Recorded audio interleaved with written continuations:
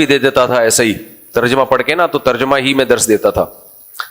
تو جب ہم مدرسے میں داخل ہوئے تو پھر ہم نے باقاعدہ عربی گرامر پڑھی, صرف پڑھی, نحو پڑھی, اس کے بعد تفسیر پڑھنا شروع کی. تو ہمیں یاد ہے کہ ہماری بھی ایک عجیب کیفیت ہو جایا کرتی تھی, کیونکہ قرآن جب عربی زبان میں سمجھا جاتا ہے تو اس کا لطف اور مزہ ہی کچھ اور ہے.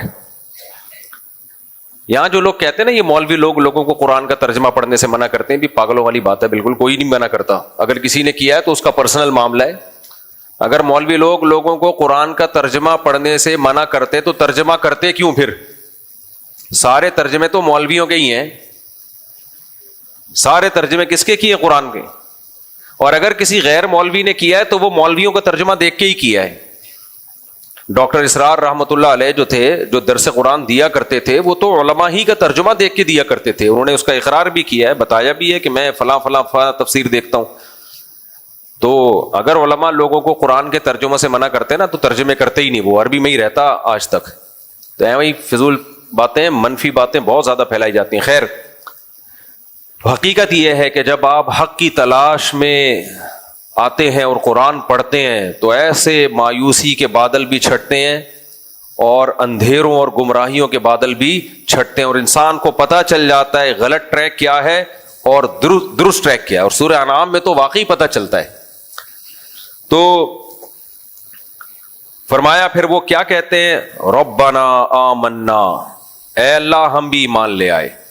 نجاشی کے سامنے ایسے ہی ہوا. میں بھی حبشہ جا چکا ہوں, ایتھوپیا حبشہ ہے نا, حبشہ کا نیا نام کیا ہے؟ ایتھوپیا. اور ماشاءاللہ ایتھوپین ایئر لائن میں کبھی بھی کوئی نیا لیپ ٹاپ یا نیا فون آپ ایتھوپین ایئر لائن میں لے کے مت جاؤ, ذرا سا موقع ملے غائب ہو جاتا ہے. بہت غصے میں ہوں میں, کیونکہ افریقہ سے میں ایک دو مجھے گفٹ ملے تھے, بڑے اچھے گفٹ تھے, وہ نکال لیے کم بختوں نے. تو پہلے میں سمجھا تھا کراچی میں کسی نے ہاتھ صاف کیا, تو پھر جب تحقیق کی پتہ چلا ادھر ہی ہاتھ صاف ہوا. ایتھوپین ایئر لائن بہت اچھی ایئر لائن ہے. تو کہاں سے کہاں بات چلی گئی. تو ایتھوپیا کا بادشاہ تھا نجاشی, اس کے سامنے ایسا ہی ہوا. حضرت جعفر طیار رضی اللہ تعالی عنہ نے ہجرت کی. حضرت جعفر طیار یہاں سے چل کے نا, مکہ سے چل کے ہجرت کے لیے گئے نجاشی بادشاہ کے پاس, کیونکہ بہت زیادہ ظلم ہو رہا تھا مکہ میں.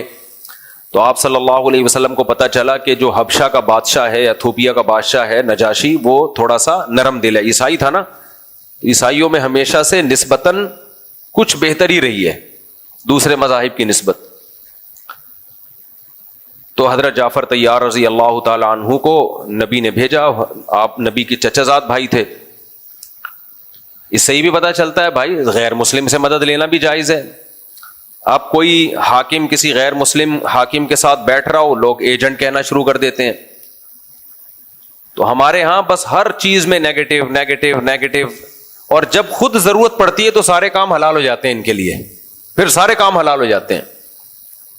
کوئی عالم کسی صدر یا وزیر اعظم کے ساتھ بیٹھا ہو تو درباری ملا, اور جب آپ کی اپنی ضرورت ہو تو لفافے کے ساتھ جا کے بیٹھتے ہیں باقاعدہ. سب کچھ ہو رہا ہوتا ہے. تو یہاں خوب یہ سمجھ لیں, نبی نے بھیجا غیر مسلم بادشاہ کے پاس, اور یہ نہیں کہا کہ جا کے چڑھائی کر دینا اس کو, بھائی ہم کمزور ہیں ہمیں مدد چاہیے اس سے. تو غیر مسلم اسٹیٹ سے بھی مدد لی جا سکتی ہے, معاہدے بھی کیے جا سکتے ہیں. امریکہ میں کیا ہو رہا ہے, کچھ لوگ خلافت کے پمفلٹ بانٹ رہے تھے, خلافت قائم کرو. میں نے وہاں لوگوں سے کہا تم اتنے تھوڑے سے ہو, ذرا